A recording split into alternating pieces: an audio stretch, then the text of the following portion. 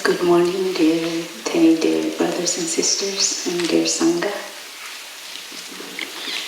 Today is the 24th of March, the year 2019, and we are sitting in the Assembly of Stars Meditation Hall, Lower Hamlet, France, Plum Village, France. Welcome to the first day of mindfulness in Lower Hamlet for this spring retreat. I think my sisters in Lower Hamlet are very happy to host you today, and they spent a lot of time in the kitchen and elsewhere around the hamlet yesterday just preparing and food or cutting grass or gardening, etc., just to prepare the hamlet to be more beautiful to host you today. So I could sense their happiness when I walked into this meditation hall. So before coming up here today, I knew last week that I was going to give the Dharma talk today. So I made a mistake. L'autre translation pour les French. Il n'y a pas de traduction pour les Français. Il n'y a pas de traduction.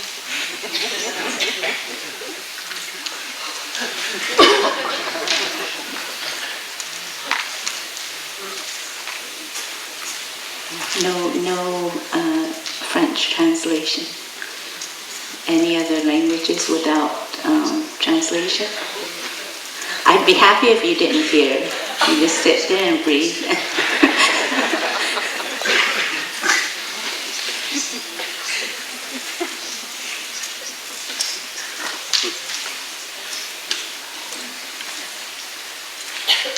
Okay, so where was I? Oh, I found out last week that I was going to give the Dharma talk today. So I made a wonderful mistake of going around asking people, what should I talk about? So I was given quite a few ideas. The strongest one was first love. Can you please talk about first love?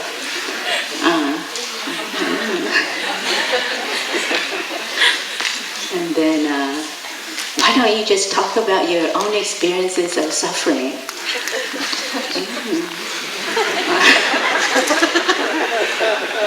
What about difficulties in families? So many people are having problems in family life. That's always a bonus, when you can include that in your Dharma talk. Okay. What about the Four Noble Truths? So many people don't understand how to apply the Four Noble Truths. I thought that's a big one.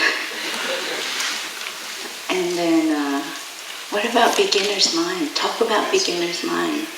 We have so many young brothers and sisters who don't understand what bodhicitta is, for instance.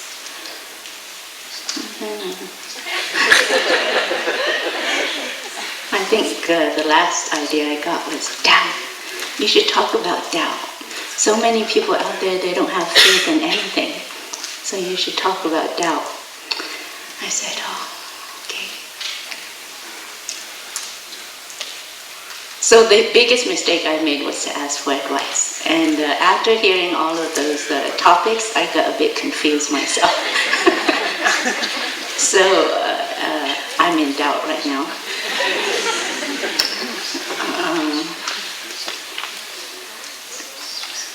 And I'm not sure if I could cover all of those topics in 45 minutes. I was asked to give a very short Dharma talk so you can go and enjoy other things.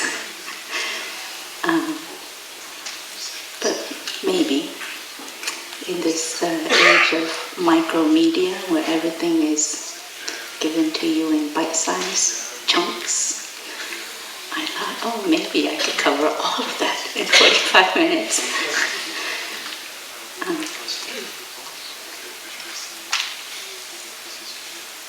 So anyhow, it was quite a journey and quite fun for me to just dip into a little bit into each of those suggestions and to kind of see what spoke to me the most.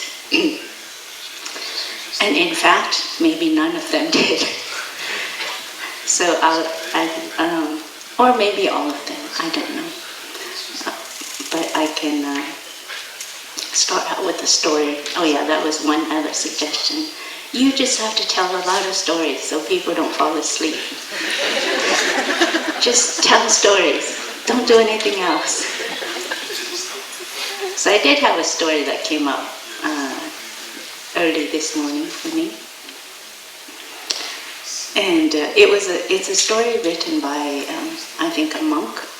I don't know which tradition he was in or which tradition he practiced in. But I know it was written by a monk. Okay? I've forgotten his name.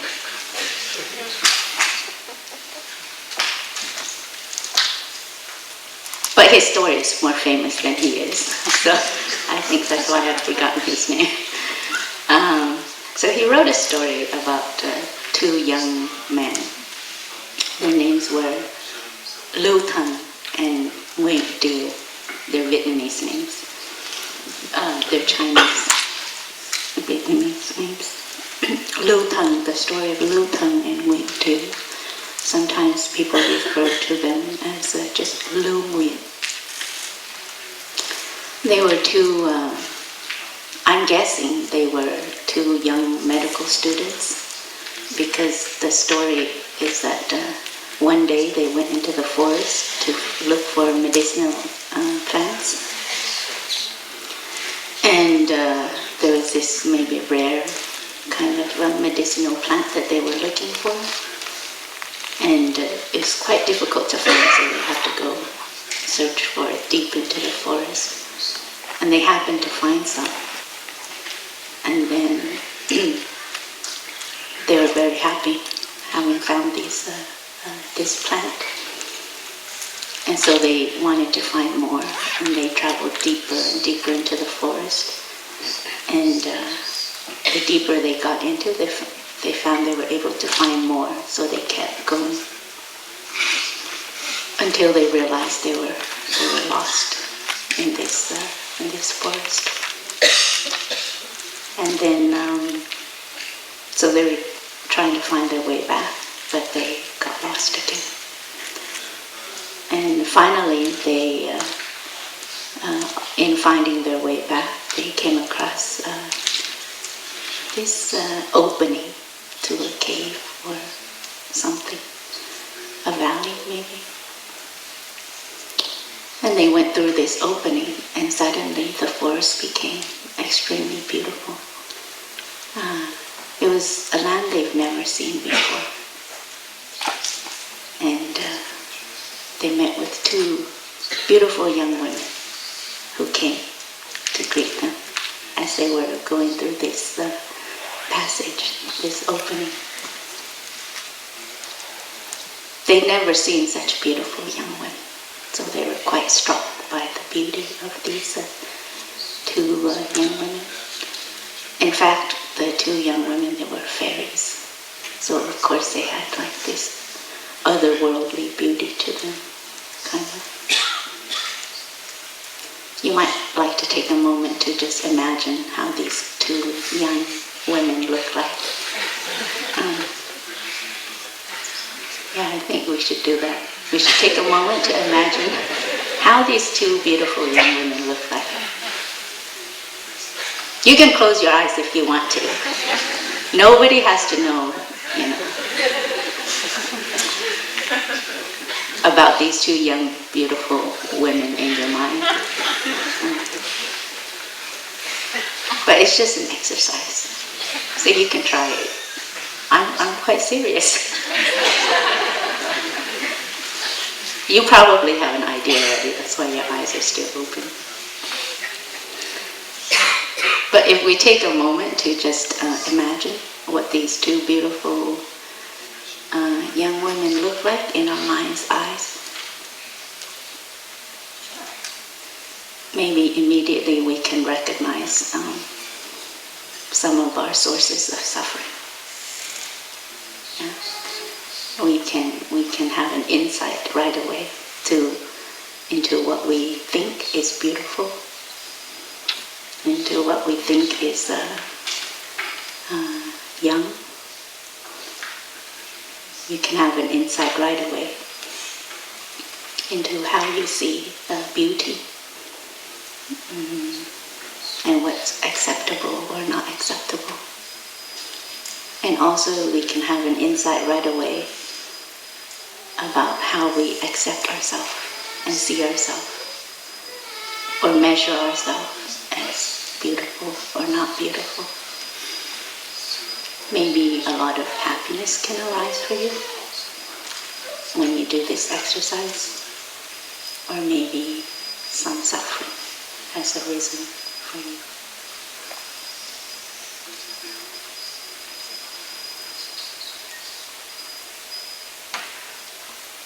Anyhow, Tay tells this story a lot, and then every time he gets to that point, I take a moment to do this exercise. I never told him that I did it, he just passes on the two beautiful young women that these two young men met. But this was my practice in hearing this story, to kind of identify also what my idea of beauty is. In the Plum Village tradition, in our novice precepts, we have, in the 6th novice precept, we have a training. I don't know if all of you know what precepts are, or they're mindfulness trainings. They are, you can say, concrete expressions of how to practice mindfulness. Because many of us, maybe we come to Plum Village to learn how to practice mindfulness, and maybe we've heard about the word mindfulness before in many different contexts, but for many of us, it may still be just an idea. Mindfulness may still be just an idea. And so here we offer the 5 mindfulness trainings, and if you have a chance to read the 5 mindfulness trainings, you can recognize how concrete mindfulness can be in your daily life, and how you can practice and apply it in a more concrete way.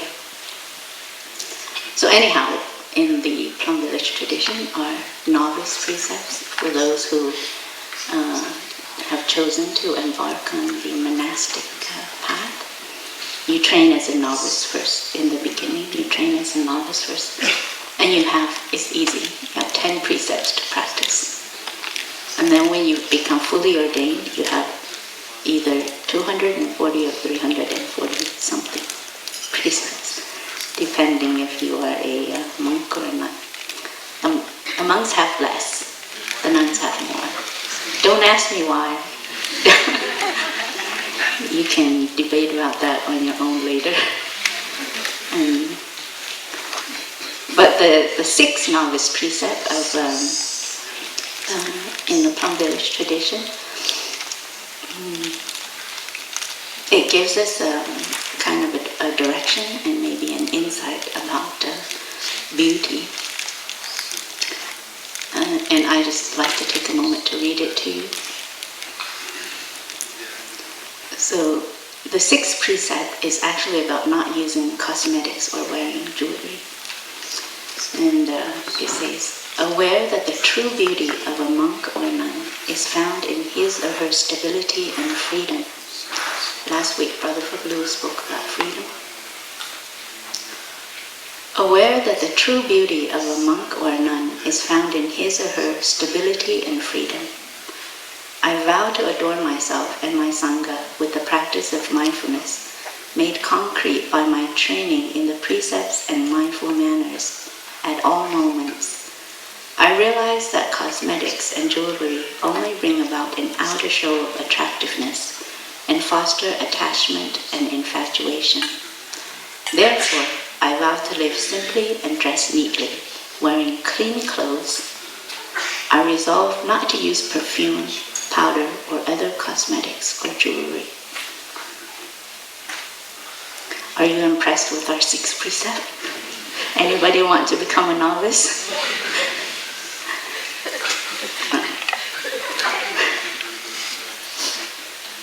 The idea is that our sense of beauty, what we consider beautiful, lies more in the line of our stability, our peace, our happiness, our freedom, and not so much in outer appearances,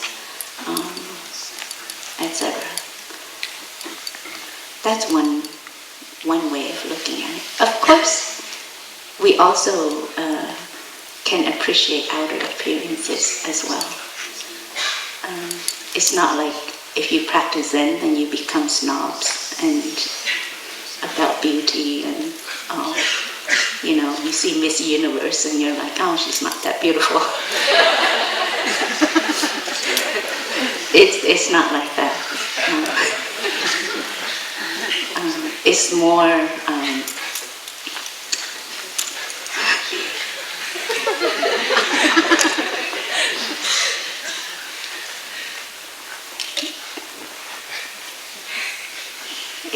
it's identifying. It's more about identifying more qualities that can bring about beauty. And it's true when I, after being in the community for a while, after practicing for a while, I do recognize freedom is a form of beauty. I do recognize stability is a form of beauty. Peace is also a form of beauty. Someone who is not easily carried away by their anger or frustration, or someone who is not easily dispersed by the things happening around them. They're all very concrete forms of beauty for me.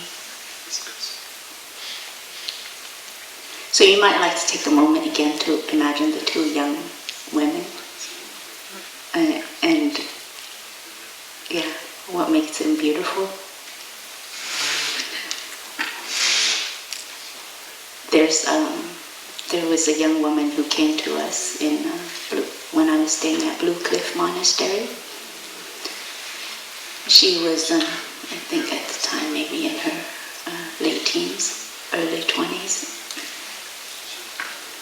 And I guess ever since she was a teenager, she became a teenager, she started wearing makeup. And at first it was just a little bit, some eyeliner, some eyeshadow, maybe some lipstick. And then through the years it became more and more, a lot of foundation, blush. Basically, it got to the point where she couldn't leave the house if she didn't have makeup on. And her makeup became so thick, it was almost like a mask on her. But she had to have this before walking out of the house. She was extremely afraid of not having makeup on. And she came to one of the retreats that we had for young people.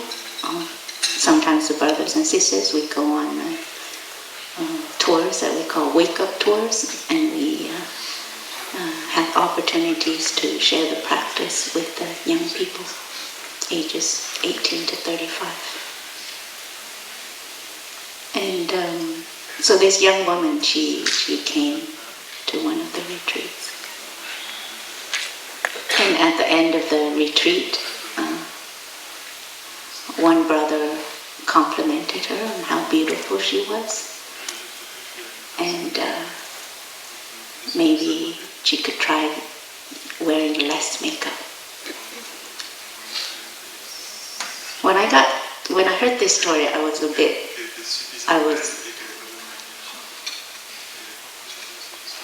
wondering, why of all people in our community, a brother had to come to this young woman to tell her to put on less makeup. I was like, oh, I'm sure there were sisters at their retreat. Anyhow, you can see my discriminating mind at work.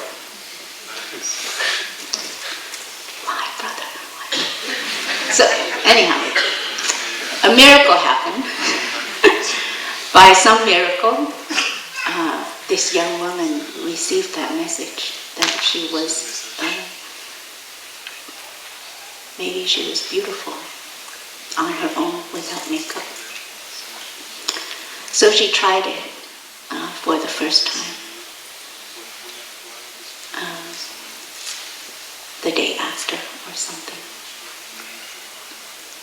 And looking at herself in a mirror without her makeup, she just cried. She cried for a very long time.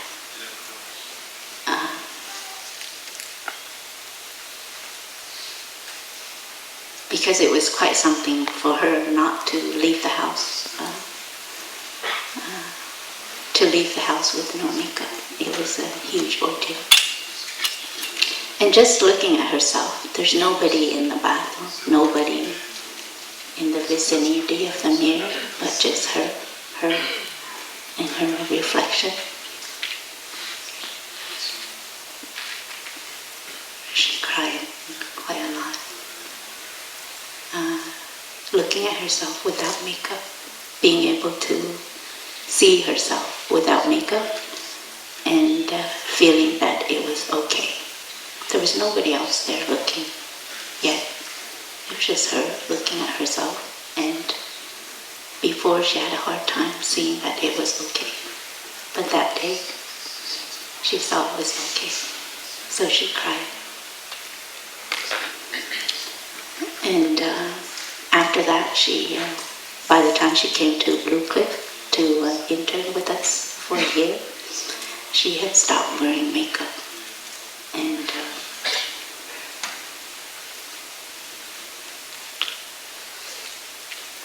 just started feeling, recognizing her beauty, that indeed she was a beautiful person, with or without the makeup. That was the point, with or without the makeup. Can you recognize that you're beautiful, with or without makeup?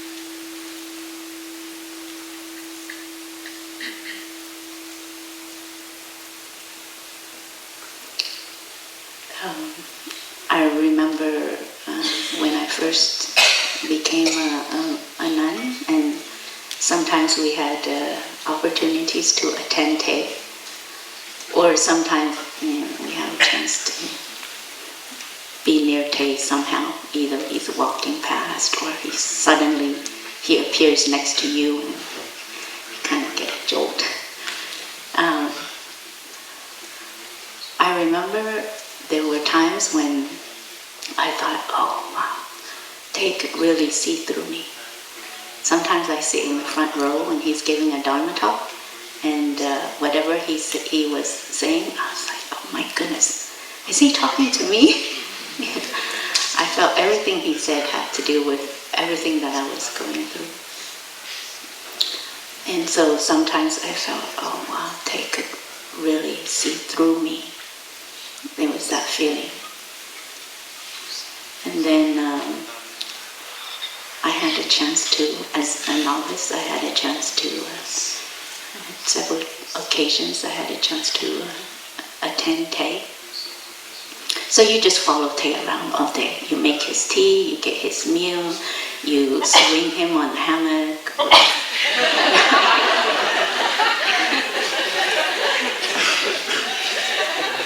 That was quite a difficult bit, because you had to go with the motion of the hammock. And anyhow, mindfulness is not easy when you're practicing in front of a Zen master, because suddenly you realize how unmindful you are in everything you're doing. So attending Te was not funny business. It wasn't easy at all. Like it required, I don't know, high levels of concentration, high levels of mindfulness, and very often when you're trying to get to that high level, you like fumble the most. So in attending Tay, sometimes I have the impression that, oh my goodness, I can see everything that's going on in my mind. And I remember this feeling very clearly. Oftentimes I wanted to hide from Tay. I didn't want him to see me. First, I didn't want him to see how unmindful I was, maybe. So I put on this front of being very mindful and making things, I don't know. But me, I knew it was a front. I knew it was just for show, because there were so many things going on in me at that time. I just wanted to make sure the form was correct. And I was afraid that Tay would recognize that, actually. And there were other moments that I was afraid, that maybe he could read my suffering somehow. And at that time, when I was a novice, there were so many different kinds of suffering that I wasn't able to face yet. And I was afraid Tay might see them. So there was a lot of fear of being seen. And when I reflected, I was asking myself, why were there times when I was happy that Tay could see me, actually. I was happy that Tay could understand me, and I felt completely understood. And at other times, I was completely afraid that he might see me. Like, really afraid that he might read this suffering, or this thought, or this perception, or something like that. And I was asking, why? Why am I okay at times, and why am I so fearful at other times? And I came up with an answer. I don't know if it's an answer. A sort of understanding into myself. And what I think it was that the things that I was happy that Tay was able to see, actually those things I had already accepted in myself. And I had already named within myself that, oh yes, this is what I'm suffering from. I'd already named it, I'd already accepted it somehow. But it's the things that I hadn't accepted yet, the things that I hadn't felt so comfortable yet within myself, that I was having such a hard time. And so fearful that Tay or maybe someone else might see them and might recognize them. So in my interactions with Tay, or maybe other brothers and sisters, where I feel like they were really mindful, they might be able to read my mind. When in fact no one that I know of in Plum Village knows telepathy. But I was going around as if they did. And so in a way, in my interactions with them, there was a certain level of a mask. It was my form of makeup, even though as a nun I don't wear makeup, but sometimes maybe in your actions there's a bit of a kind of makeup that you put on. I don't know if you recognize this in yourself. But I did.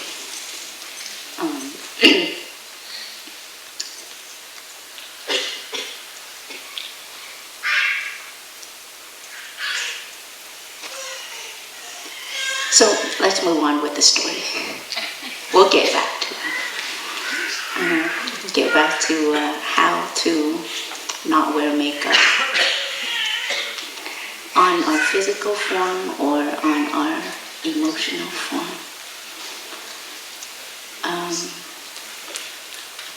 So these two young men, they met with these two young women.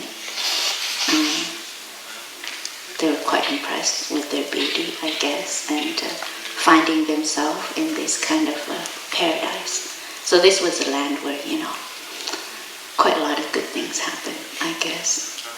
They had a lot of things that they were looking for. The nature was beautiful. The people were beautiful. No one screamed or yelled at each other. They had plenty of time to relax. They had plenty of time to do whatever it is that they wanted to do. And so they, for the first time, they found this place that they, that they could feel that they flourished in, and they wanted to stay.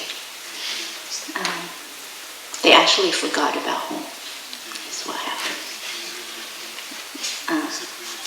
They found they were enjoying themselves so much in this kind of paradise that they forgot about home. And so they married these two young women, Lotang and Nghiem. Sometimes when Tay tells the story to this point, I often wonder. Okay, so I'm revealing to you how much I think, actually, when I'm listening to someone tell a story. So when Tay gets to this point, I often wonder, why is he telling the story of two people when in fact everything just happens, the same thing happens to both of them? Why is this story not just about one character, but about two people? They both look for medicine, they both get lost, they both find this cave, they both meet two beautiful young women, they both get married. I mean, you might as well tell the story of one person. So my question was, why? Why did it have to be two people? Well, I don't know the answer yet, and can't talk to the author now. So, but I'm guessing. My guess is that my guess was that the author was probably lonely too. The author, not the characters.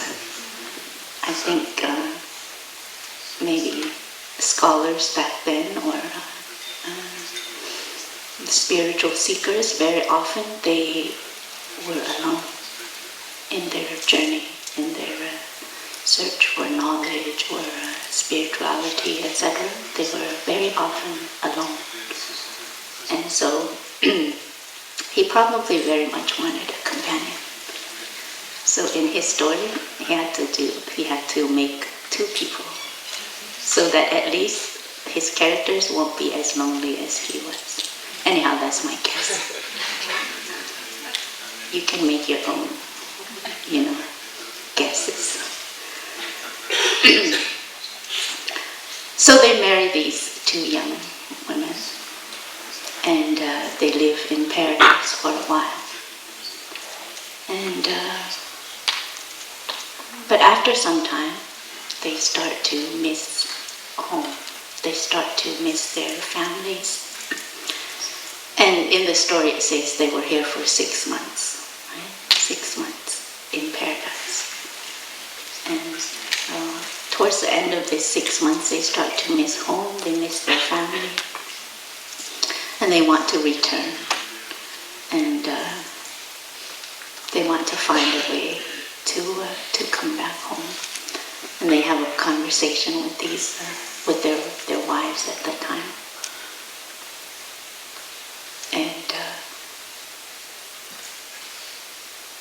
who were very understanding, by the way. They didn't question, oh, why don't you love me?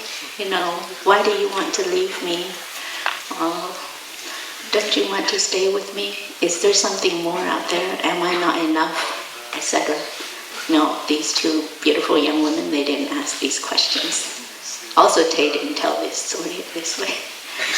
So the two beautiful young women, they didn't ask, oh, am I not enough? Why do you want to leave me? Is there something better out there? Did I do anything wrong? they didn't ask any of those questions. They just said, okay, if you want to go back to your family, go back on earth, it's okay. And then they just cried. So in the story, they just, it just says that they cried for days. Which meant, I think they probably had those thoughts too. Am I not enough?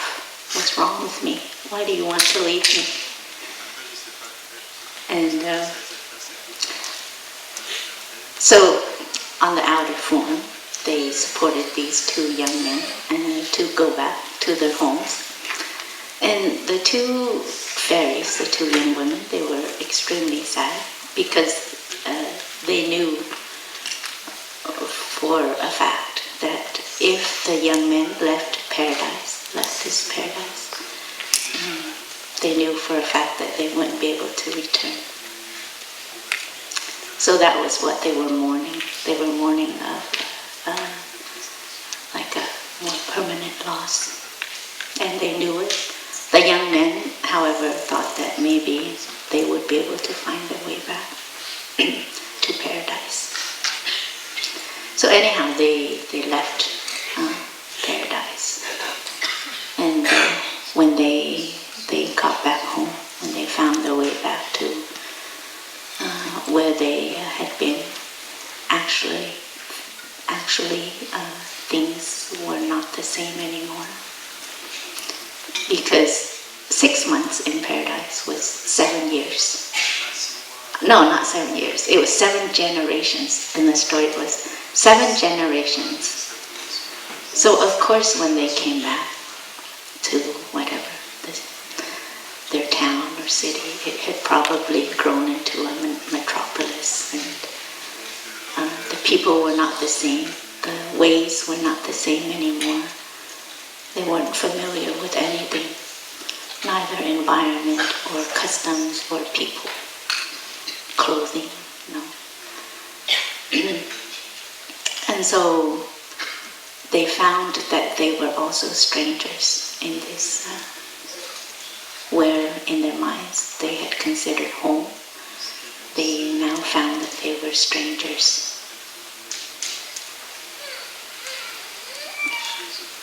So then they left home again in search for paradise. And they went back into the forest to try to look for the gateway in again.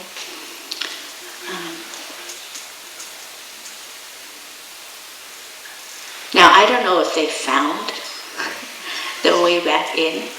It's an open-ended story.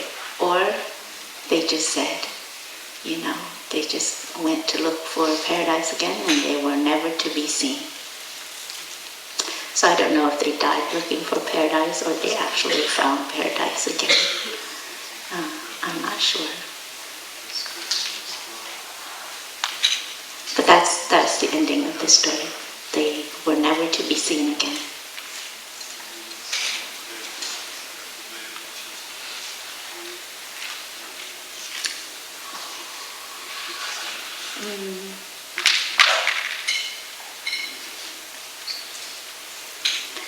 I think when I look into myself,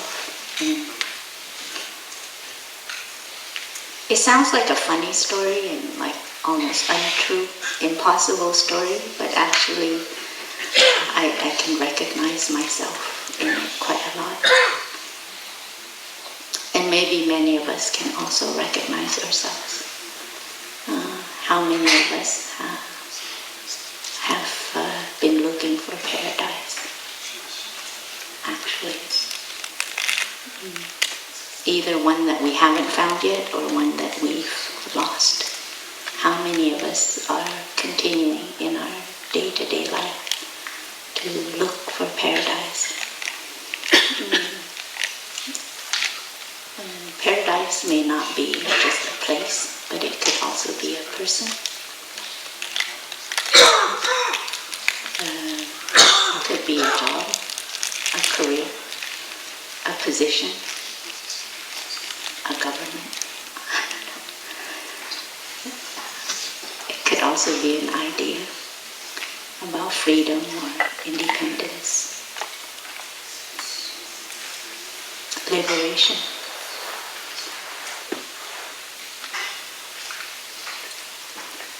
We might like to take some time to identify the kinds of paradise that we're looking for in our daily life.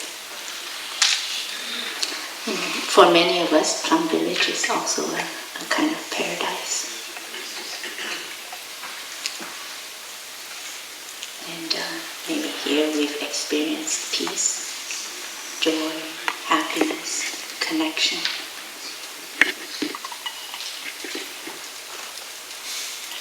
And in the beginning we might have experienced a lot of healing, transformation, and we felt the very real benefits of the practice. But maybe after a while, being in Plum Village, you start to think, you start to look for something else. Maybe teachings from other traditions, or you sort of feel that Plum Village practice is lacking in some way.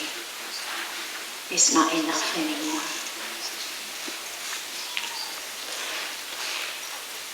Or we begin to doubt the practices offered here.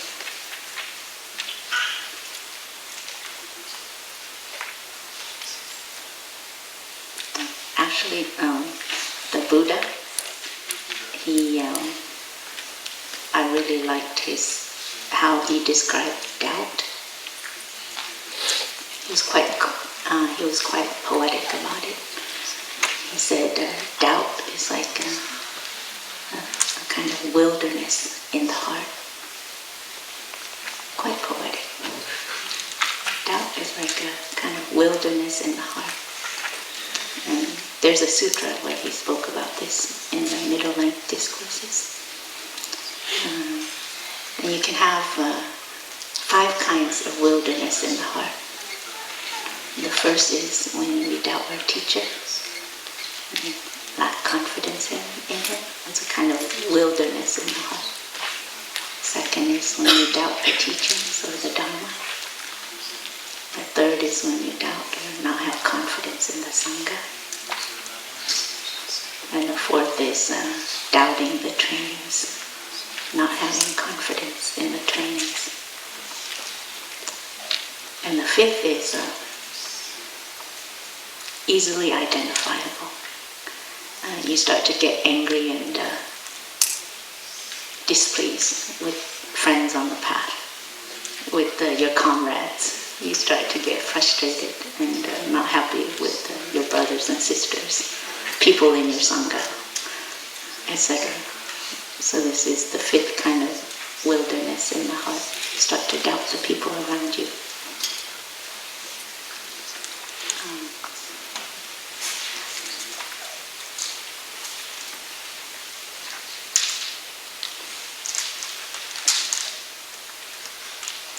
So how can we, what has happened actually that has made us begin to doubt our practice or the people around us or our sangha? What exactly happened?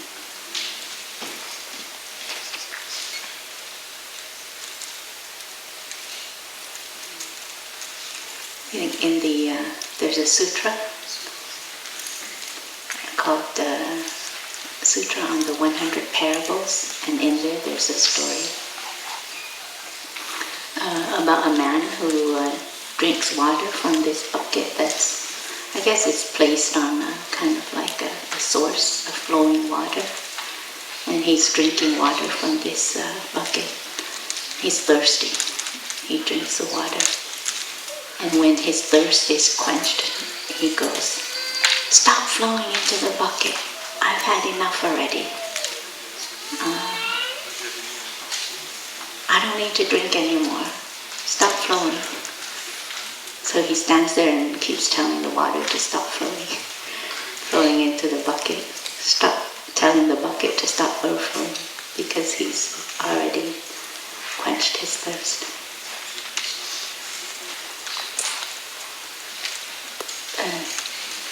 sometimes we're like that in our practice too. Maybe we've experienced some kind of healing. And then we say, oh, I don't need to practice that anymore. Or we've experienced healing using that practice,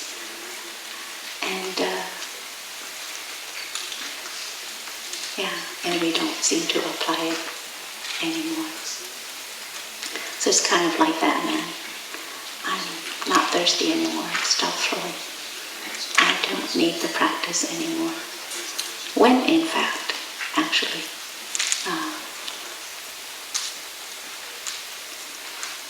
the practice can be applied at any moment to any kind of suffering.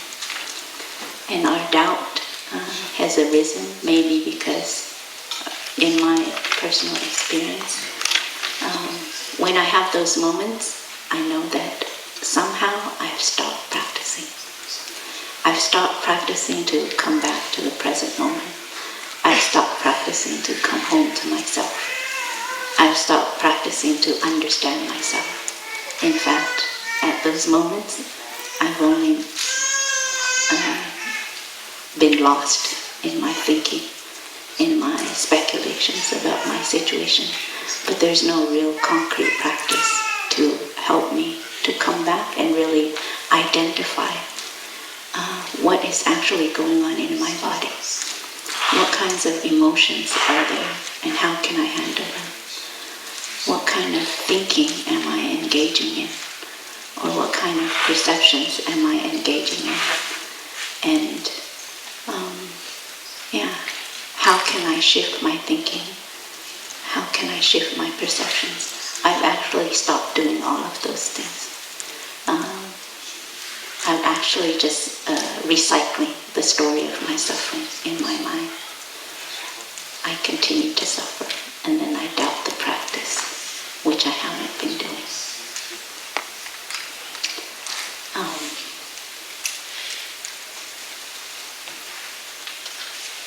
So when you find yourself in doubt, when you find yourself in this wilderness of the heart,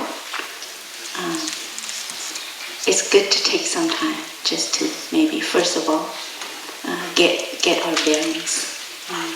It's the same as being lost in the real wilderness. We have to take a moment and stop and kind of get our bearings. At least know which direction the sun is, or the North Star. And I think once we get our bearings, at least we know where the direction of the sun is, or the North Star, we have a chance to get out of that doubt or that wilderness. Even though we're still in there, but at least we have a direction to go into, and that doubt is removed. So in Plum Village, how do we get our bearings? You've been here, maybe some of you are new to the practice and you've been here since Friday. And you experienced a little bit about our practice of arriving in the present moment, simply coming back. The first thing that we try to share with people is how to come back to our breathing, just to ground ourselves in the present moment. And that's only the beginning, coming back to our breathing. So that we're not lost in our thinking, in our speculations. Because very often that kind of thinking or speculation, it's helping us to get lost in the present moment. We don't know what's going on actually in our body. We don't know what's actually going on in our mind. So the practice is quite simple of getting your bearings, coming back to the present moment.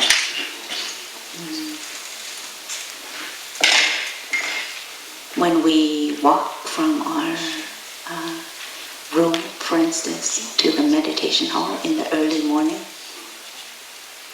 you can train yourself to be present at every step. The moment you open the door, you can already train yourself to be more present. The moment you wake up, you can already train yourself to be present. Sitting up in bed, you can recognize. Putting your first steps, taking your first steps of the day when you step out of your bed, you can recognize, what is going on in my body at this moment? What are the feelings that are coming up?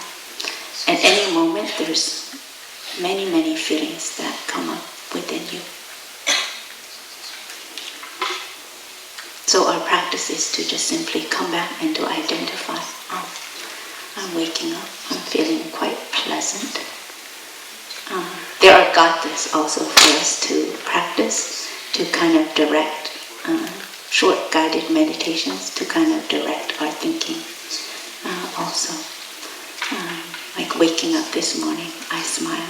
24 brand new hours are before me. I vow to look at all beings with the eyes of compassion. Maybe you're not used to waking up this way. I'm saying this to yourself. This is a practice in Plum Village, and all of our novices are trained to use gathas when they to use these kinds of gathas. So when they wake up, they would recite this gatha. Not just novices, all of the monastics, even our eldest brothers and sisters are still practicing this.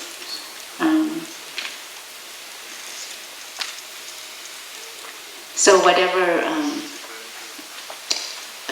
is happening with you, whether waking up or walking or entering the meditation hall, we have gathas that accompany these actions and movements and can help kind of direct your thinking in a more positive direction, or direct your thinking into helping you to look deeply, to access some kind of insight, maybe the insight of interbeing.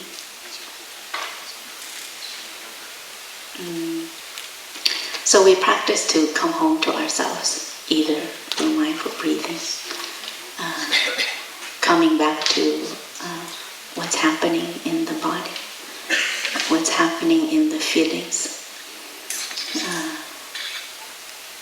using gathas to also help us to come home to ourselves.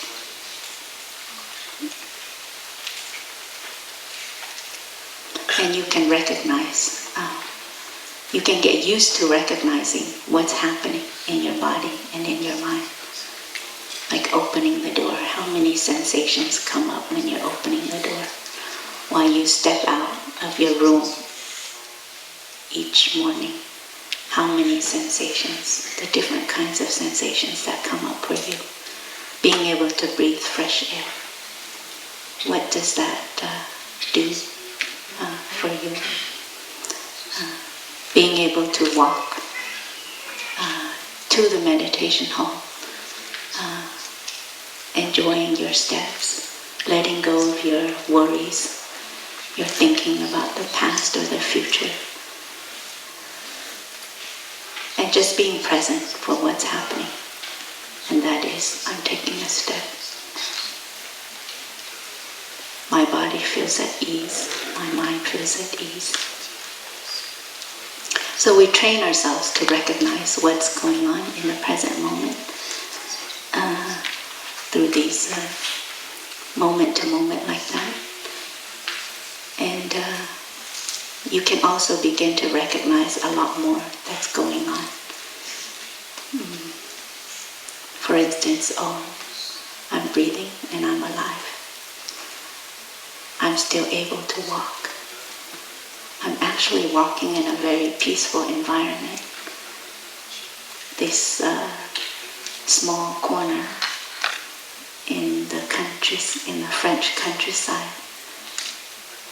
There's no war going on here. There's peace. There's the nature. My feet are touching Mother Earth. So many things that you can recognize just simply by coming back and getting your bearings. And what I'm trying to say is that when there's a difficulty in you, when there's doubt, when there's suffering, coming back to ourselves, we can see more than just our suffering and our difficulties. And the more that we can see, particularly the wonders of life that are still happening around us, it also helps us to put our difficulties in perspective.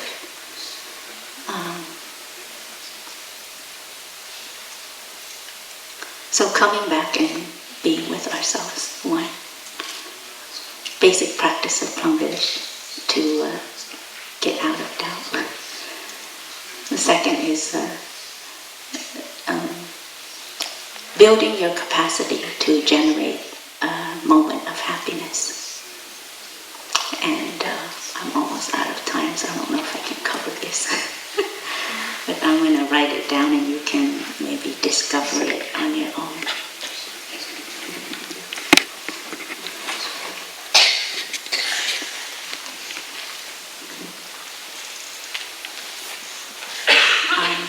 So here in Plum Village, we don't just practice to recognize happiness or wait for happiness to come to us, but in practicing, we're quite proactive.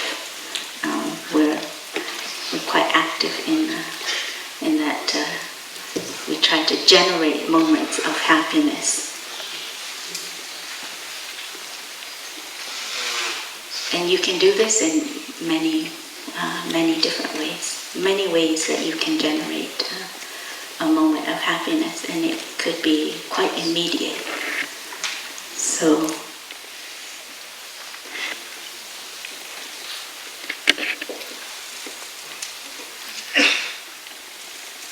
one way is to cultivate your ability to stop. And you've probably learned this from orientation already.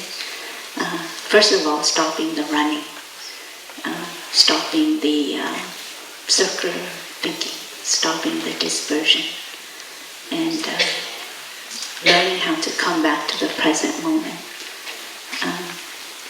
So stopping. And here in Plum Village, we have many different ways to help you to stop. Especially the thinking, stopping the thinking, stopping the dispersion. We have bells that can help you to come back to yourself. When we hear the sound of the bell, we stop what we're doing, whether it's physical or thinking or mental, and we just come back to our breathing. Focus on your breathing alone, your in-breath and out-breath, and the sensations that are happening as you're breathing in and out. And in that way, you have a moment of stopping your running. You have a moment of stopping your thinking. And in that moment, you have a chance to recognize, let's say you've been raking leaves, and the way you rake might be just to get this done, or it's a habit. Or you're trying to impress someone. I don't know what goes on in you when you're trying to rake leaves. But anyhow, if the bell is invited and you have a moment to stop, then you can recognize, with what energy I've been raking. Have I been running while I'm raking? Am I just doing this to get it done in order to go to the next activity, for instance? Am I doing this to impress the brothers and sisters? Oh, I'm raking so mindfully, I'm raking so well. They'll be impressed with my mindful practice. Things like that. When the bell is invited, you have a moment to recognize all of these things. And so, once you do, that kind of stopping is a form of happiness, because you're able to stop that mental formation that's going on, and that's a source of happiness. And the second one is letting go. A a second source of happiness for us is letting go. It could be letting go of our perceptions, our ideas, our worries, our projects. Especially this, letting go of especially our ideas of happiness. Earlier when we did the exercise imagining the two beautiful young women, you probably had a lot of ideas about what beauty is. Well, you have a lot of ideas about what happiness is as well. And you might take some time to examine your ideas about happiness. Am I happy only when I have a relationship with this person? Will I be happy only when I get this degree, this job, be in Plum Village, get out of Plum Village? I don't know. So, when we can identify the ideas we have about happiness and we're able to let go of them, that's also a source of happiness.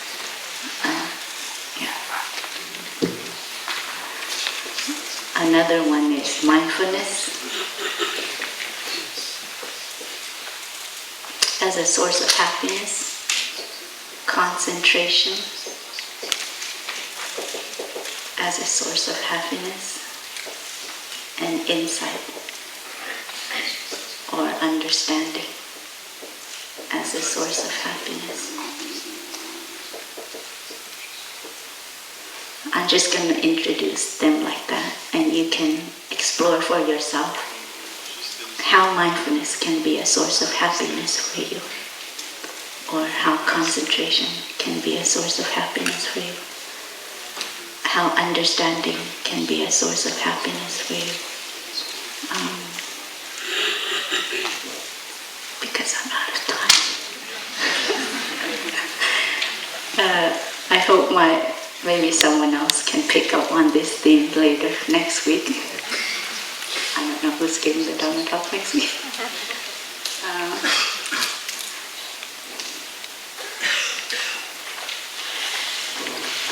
But our practice is to be, what I want to say is, we want to be active in generating moments of happiness. We don't want to just be able to recognize happiness. We want to be able to generate it also. And the more we cultivate our capacity to be able to generate happiness, in these ways, there are 1,000,001 ways to generate happiness. For instance, today you experience one of them. That's the Plum Blossom Festival. If you haven't noticed, in Plum Village we turn the most mundane occasions into a festival. We're very talented at doing that. And for us, it's a way of generating happiness, of being active in generating happiness. And we only take after our teacher. Because our teacher, he was Tay, he was very extra at finding occasions to celebrate. For instance, there's that, I think, desert cactus. Do you call it a desert cactus? I don't know what the name of that plant is. It's just right out there under that pole. But it only blooms like once a year or something like that. And when it blooms, it only blooms for a few hours. And so Tay, he would, each year, and it blooms around the summer retreat, each year he would, once the blooms are about to bloom, he writes an invitation to only a select number of brothers and sisters. Very select. If you got an invitation and if you were a +1, it was, you're lucky. So he would write out invitations by hand and send it to these brothers and sisters, and they would go up to his hut in his sitting still hut in Upper Hamlet and just sit there for a few hours watching this flower bloom. Nobody, there's no need to talk. Sometimes tea was available, most time. Tea was always available. But you just sat there and watched this flower bloom. And that was a celebration, a source of happiness. So maybe in your day, in your life, there are many things like that are available to you, and you can turn it into an occasion to celebrate and turn it into an opportunity to generate happiness. So today we will generate happiness by having a plum blossom festival. And I think our CTC brothers and sisters will explain a little bit about it. So we'll have the chance to do a walking meditation together, and we'll gather at the bell tower to do so. And as you're walking today, please take some time to just really allow yourself to come back to yourself. Just be what is going on in yourself. Whether it's the step that you're taking, really focus and feel how it feels like to walk, to be able to make a step, to be able to walk on this earth. Yeah. Feel how that feels like. Allow yourself to fully experience what it feels like to walk. And to enjoy. Relax the body, relax the mind. All you have to do is just like we come back to our breathing, just following our in-breath, in and out. During walking meditation, we can just follow our walking. For some people, it's much easier to follow our steps as we're walking, as a way of concentrating the mind, because we're in movement, and for some people that's much easier than while doing sitting meditation.